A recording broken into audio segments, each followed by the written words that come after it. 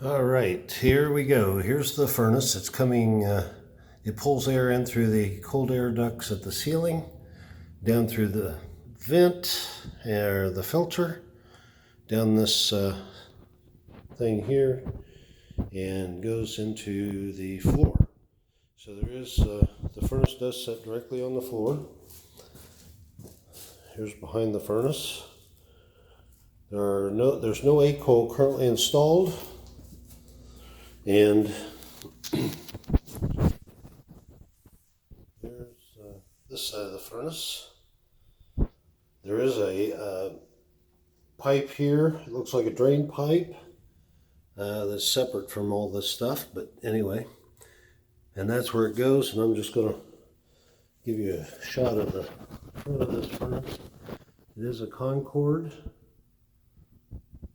And there's some warning information. That's all we got on it. And then we're going to go in here, and this is the back of the house, not too far away. And there's the electric panel box. And I don't know if there's any room for breakers under here or not. I'm hoping there is.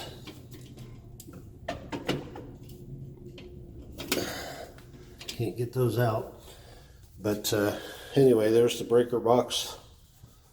What we'll do is take a thought is here that however we install that A coil, we can run up across the ceiling and drop it outside right here, not too far from the furnace.